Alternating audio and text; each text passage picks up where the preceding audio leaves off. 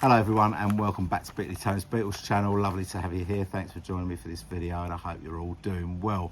Now, as you know, on this channel I like to bring you breaking news as and when it drops, and this one dropped within the last hour, I suppose, and we have news of a new release. It's not the release that we were expecting, the Red and the Blue album, but as you will obviously guessed from the thumbnail, Ringo has announced the release of his fourth EP, and I'm going to be honest, normally I don't get too excited about the releases of Ringo's EPs, but 2023 has been slim pickings so far as Beatles releases go. So for me, this is welcome, and actually reading about it, this does sound like it's very interesting indeed, which I'll come to in a minute. So the EP, it's a 4-track EP.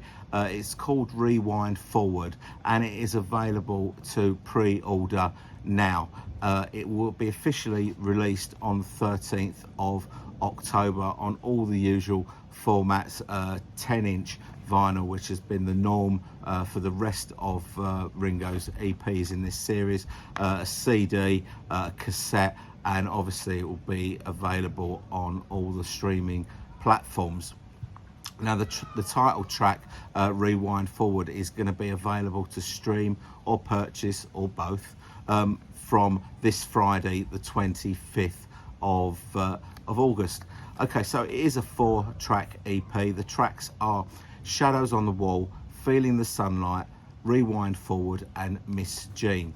Now Ringo says about the title track, he says, Rewind Forward was something that I said just out of the blue. It's just one of those lines, like a hard day's night. Well, actually, when I first read this, the first thing that I thought about was Paul's song, The World Tonight. I Go Back So Far, I'm in Front of Me. It's kind of along those lines. But Ringo says, it just came to me, but it doesn't really make sense, Ringo said, with a little laugh about the title. I was trying to explain it to myself, and the best I can tell you about what it means is sometimes when you want to go forward, you sometimes have to go backwards first, and that's true enough, I guess.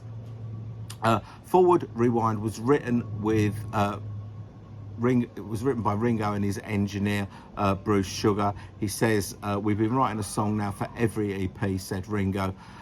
The other tracks find Ringo collaborating with old and new friends, including longtime all-star Steve Lukather and his Toto bandmate Joe Williams, who wrote the opening track Shadows on the Wall. Now this is where it gets interesting. Track 2, Feeling the Sunlight, written by Paul McCartney. So that is very interesting. And it says for the final track, Miss Jean, Benmont Tench and Mike Campbell from Tom Petty's Heartbreakers wrote the song Miss Jean. And it says here they also enlisted Ian Hunter on this track. Now I don't know whether that means as a writer or whether he sings on it. It isn't specific about that. And it also mentions that the EP includes, the usual suspects that Ringo records with Joe Walsh, Steve Dudas, etc., etc. It says all the songs were recorded at Ringo's home studio in Los Angeles, except for the McCartney composition Feeling the Sunlight, which was largely recorded in the UK. Apologies for reading from the press release, but I had to print it out because make sure I didn't forget anything.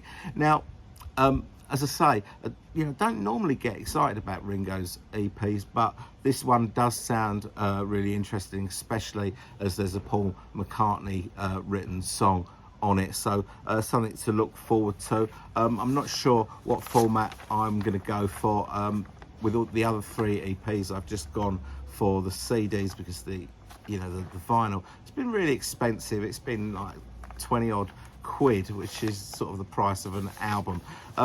Now you know, I'm quite very happy that Ringo is continuing to do what he wants, releasing these EPs. He chooses not to make an album. He doesn't want to be stuck in the studio for months on end recording an album. He prefers to do them in sort of, you know, short 4 or 5 song bursts and release them as an EP, and that's great. You know, obviously Ringo's voice is still in fine shape. He still drums like a champion, and it's absolutely great that he's doing exactly what he wants to do, and that's great. And why shouldn't he? You know, 83 years old, he can do exactly what he wants. He's Ringo Starr, for heaven's sake.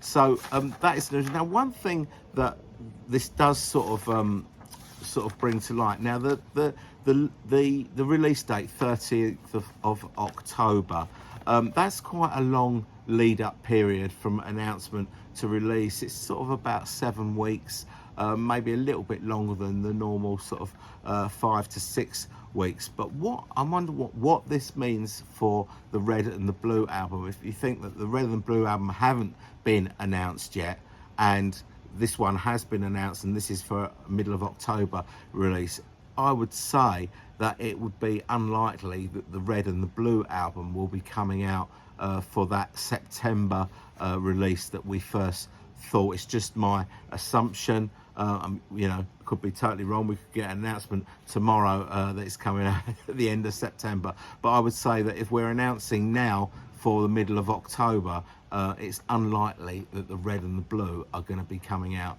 before that. So we're probably looking at maybe, you know, maybe John's birthday for the Red and the Blue, or maybe, you know, later, even later in the year than that.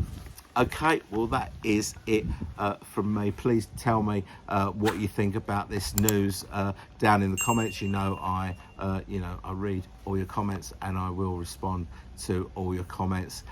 Thanks very much for watching. Hope you've enjoyed this video, and I'll see you all very soon. Bye bye.